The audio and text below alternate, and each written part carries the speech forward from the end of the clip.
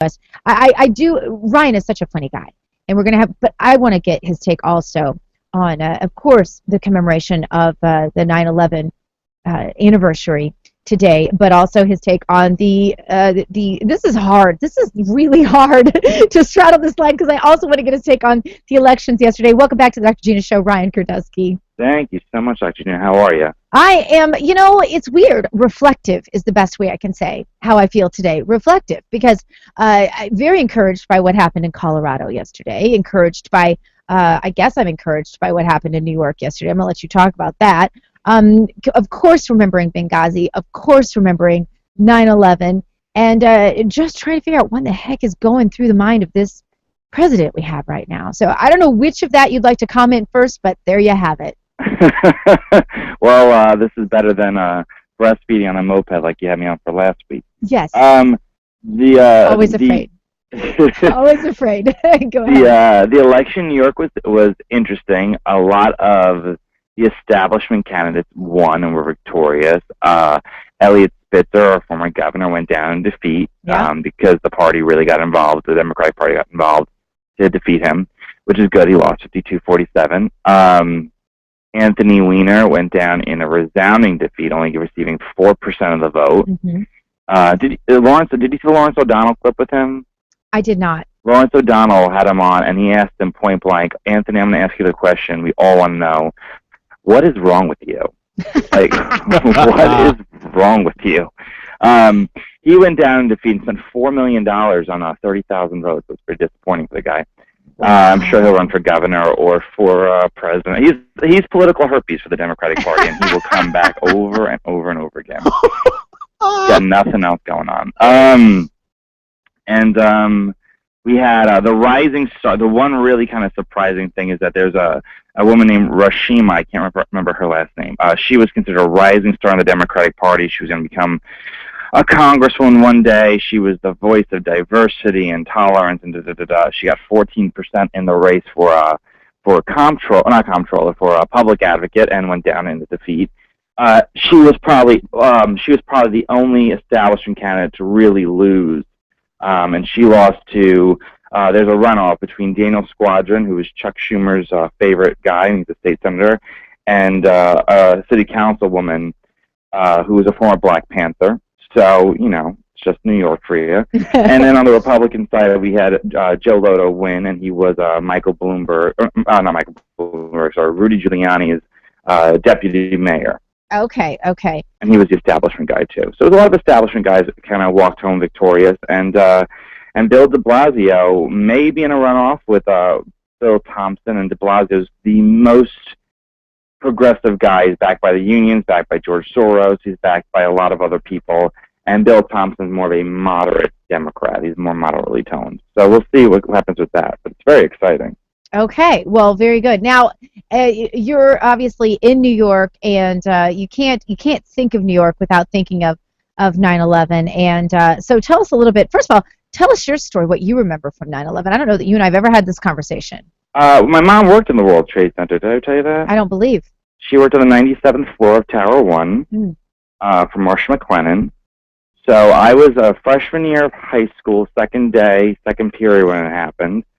And I was in my high school at St. Francis Prep, we had free periods. So you could go to the library, go to the cafeteria, do whatever you want. So I had my second day of school rather. And I was in the library, and I saw my uncle rush in the library, tell me what had happened. And he was such a nervous wreck. He was supposed to pick me up and take me home, and he left without me, because that's what we do in New York. And then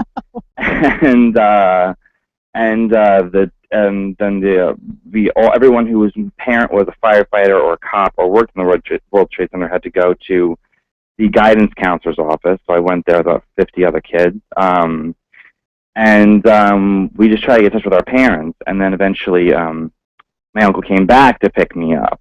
But my mother, and my father was a cop at the time, but we were actually extremely fortunate because that day what happened to be primary day in New York. What we had yesterday was on September 11th, 2001. So my dad, very fortunately for us, was stuck in the Bronx for an election, and had he probably been in Manhattan, he probably would have ended up running through the towers, and I don't know what would happen. But my uncle was a cop. He was there. My other uncle was a window washer. This was really he was my mother's uncle. We had like 5 family members down there at that time, and my uncle Peter was a window washer. He's a Vietnam vet and window washer in the World Trade Center. And this kid was there for his like second or third day of work, and he was 21, 20 years old, young kid, and he was supposed to do the top half of one of the sides of the towers, and my uncle was supposed to do the bottom half. And my uncle said to him, I'll do the top half for you, considering it's just your first or second day, whatever. And he goes, no, I'll do it. And he went up and never came back down. So it was very fortunate, and that was that day. That was that day, my mother had, my uncle Peter, that uncle, he walked across the Brooklyn Bridge to walk home, and took my mom until 9 p.m. to walk home. My whole family was sitting in my grandmother's house waiting for her, and it was it was a day you don't forget. And it was a day I remember I was 14 years old, that I didn't really, because you know me, whenever I don't do sadness, I do humor. That's my go-to thing to try to like calm everybody down. Right. So my mother walked in the room, and she was in the lobby when the plane had hit. So she wasn't killed, but she lost almost everyone she worked with. And so when she was in the lobby when the plane hit, did she feel it? Did she know it? Or yeah, she said it felt like an earthquake. Like an earthquake. What would happen was the E train, the subway, went to the basement of the World Trade Center. So the first plane had already been hit. Her plane, the tower that she was going to was already on fire, and she was walking up from the subway into the lobby, and people were leaving, and they were saying there was a fire. And my mother, because there was kitchens in the lobby, because they had delis and whatnot. My mother said, "Oh, it must be a kitchen fire they're talking about or something." She didn't think it was anything serious. And that's when the second plane hit, and she said it felt like an earthquake was going on. And that's when her friend grabbed her and said, "We got to get out of here." And they walked out of the subway stop, the couple blocks away, because subway stops are long. They're like 3-4 blocks. So she got out a couple blocks away, and then she saw what happened. And then she walked to her friend's apartment all the way up to Midtown, and then she thought she heard an explosion. She looked back, and the whole thing was gone. The thing just came down, and it's very, really hard. So and I had a lot of friends. A girl named Erin, I went to grammar school and high school and college with her. Her dad died. He was the coach of the basketball team. My friend Chris's father passed away. He was a firefighter. Almost every block in my neighborhood lost 270 people. We either worked firefighters, cops, people who work there. They're named after people who died that day. And the things that you remember are I don't remember the day after, but I remember a couple of weeks after seeing missing persons posters on every bus stop in the neighborhood, seeing that someone had seen somebody or had heard something. And it's what you pick up. And the day I don't mean to sound like rude about this, but the day my mother walked in, 8 p.m. She had taken forever to get home because they'd shut all the bridges down. My mother walked in. There's complete and total silence, and we're all just staring at each other. And I said, "You would not believe the day I had today at school." And that's so you. I had to break the silence, and I said, "Who's up for Afghani for dinner tonight?" You had to say something inappropriate on the show. I had to, because it's just not you on my show if you don't. That's my go-to reflex, would be inappropriate and be funny. And it was, and that's what I remember that day. But it didn't hit me. I remember, 14 years old, it didn't hit me what really the context of what had happened until, honest to God, until a couple of years later. I had that grammar school friend of mine, and high school friend, Erin. She we go to a candlelight vigil. We're going to tonight. We go every single year, and I saw her at it, and she had gotten engaged. And this was, probably 6 years later. And I just had the mental image of her father not being able to walk her down the aisle, and I just started bawling. It had been 6 years, and I just, at that moment, it just took that to hit me, to sit there and because I didn't have the personal loss that everyone else had, because I was very lucky. My mother got out of the tower. My uncle Peter got out of the tower.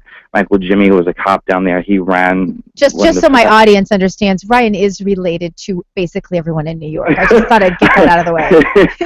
I have a very, very, very large Italian-Irish family. And they feed you when you go there, so you have to be careful. Right, yeah, you know how the Catholics do. We can't, we don't have cable.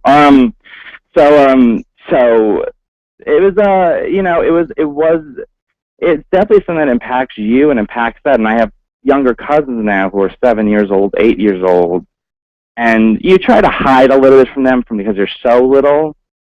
But then, they learn about it at school. They know about it. It's a historical thing. Mm-hmm. And they sit in the same schools that you sat in, and the skyline's different. And, my brother wasn't, I don't mean to go on through the show, but my brother was a 7th grader when that happened. Mm-hmm. And we live in one of the highest points in Queens. And from the top floor of our grammar school is the skyline of Manhattan. And he was probably an 11-year-old boy looking out and seeing his mother's workplace on fire. Yeah. And, and my younger cousin will sit in that seat one day, and you cannot possibly, to realize what you grow up through mm-hmm. as a historical event, even though you just feel it, especially living in New York and seeing it firsthand and seeing, the loss of family members by people you've known your whole life. Mm-hmm. So. Yeah, we were talking about it in the car as I was taking the children to the Veterans Museum, just exactly for this reason yesterday. And I said to my daughter, I said, you don't remember probably most of it.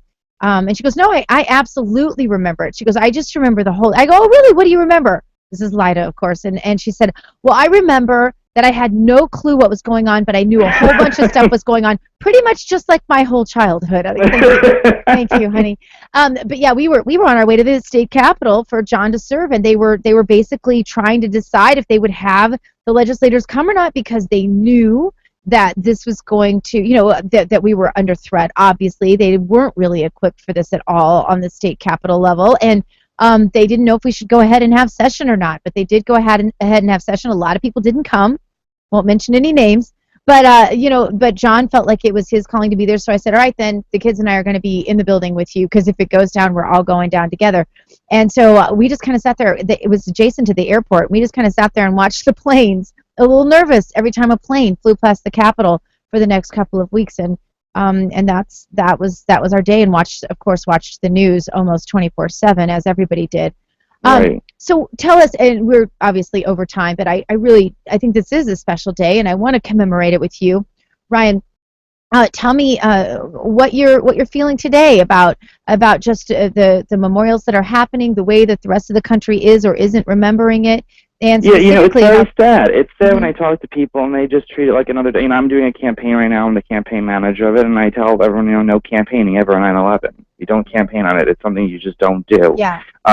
Especially in New York, and it is something to remember, because this is, everyone talks about, blue state, red state, or liberals when it comes to politics, but this was a day that our countrymen were mutually under attack, regardless of everything. Mm-hmm. And this is a day of loss for the people who, loss for the people who went to work that day as if it was an ordinary day, as if they were going to see their children for dinner that night, and never came home in a giant tragedy. And that's what we have to remember. Mm-hmm. And, thank God that this is something that we literally have had only once in a lifetime. Right. And we don't live in a place like Israel, where a car bombing, or a Northern Ireland, where this happens regularly. And, we go to this vigil and we sit there as a family together, and we don't really focus a lot on politics. We just be there as a family, supportive of one another and what we could have lost, and hold on to that, because that's all you can do, I think, at this point, is just hold on to, there's an Alan Jackson song where, about turning off violent movies and watching I Love Lucy and being with your family, being with the ones you love. And that's what we do, and that's how we celebrate. We say a prayer for all the souls that, suffer that day. Ryan Girdusky, our favorite New York conservative. Ryan, thank you for being with us today. Thank you, and certainly Gina. Our hearts go out to all of the New Yorkers who endured tragedy that day. You certainly among them, as the loss of many friends. Ryan, thanks for being with us. Thank you. All right. Coming up.